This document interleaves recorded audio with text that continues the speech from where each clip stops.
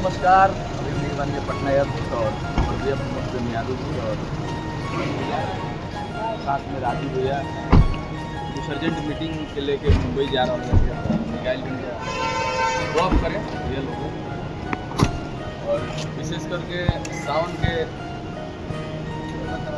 अपार सफलता मैंने नंबर 1 उपलब्धि देवे खाली आप सब भगवान श्रोता के दिल से धन्यवाद।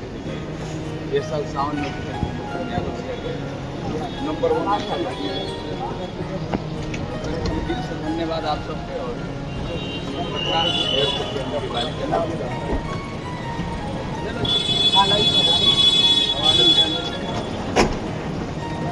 और हमने के छोड़े आज बनी जा राजू भैया यादव भैया सोनू भैया जा रहा बनी मुंबई छोड़े एयरपोर्ट नाइल बनी जा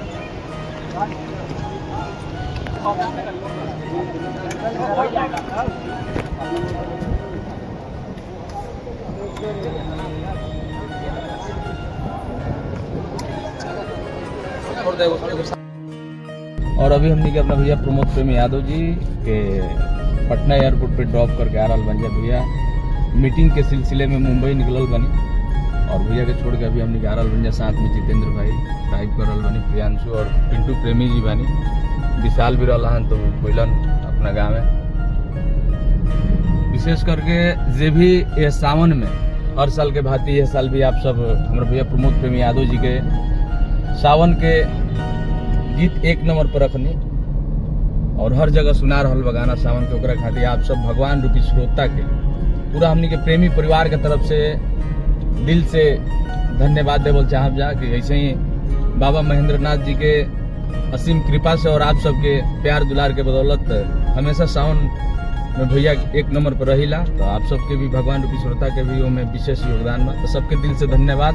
सावन के ऐसे ही प्यार आप सब देते रहे जा। पिछला साल के जौन गाना रिलीज भई रहे प्रेमी धुन पर सोनवा सलामत वो गाना 70 मिलियन हो गए साल और हर जगह सुनाई देता गाना। ये साल गाना सुर म्यूजिक से रिलीज भइल जौन बाबा हवे किंग वो गाना तो एक तरफा बज रहा बा तो आप सबके प्यार आशीर्वाद दुलार के बदौलत बज रहा बा और ऐसे ही भैया के आप सब हर एल्बम के प्यार देते रही हर गाना के ऐसे ही आशीर्वाद बनैले रही। और एगो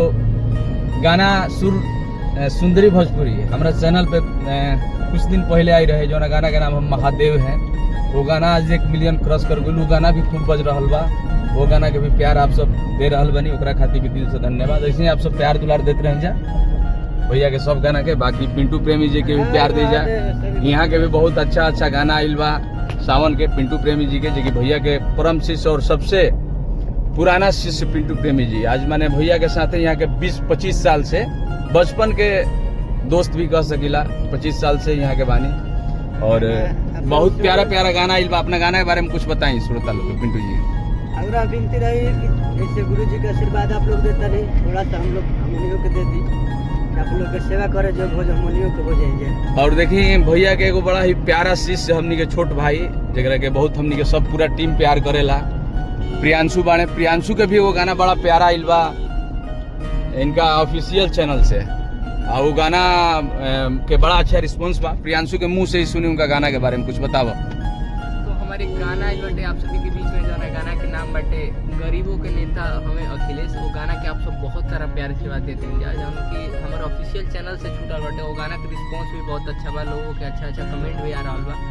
तो आप सभी के बीच में आप सभी के राखी वगैरह के गाना भी राखी के आई जन्माष्टमी के गीत आवे वाला बात तो आप सब बहुत सारा प्यार से बात दीजिए और पूरा टीम के प्यार से बात दीजिए।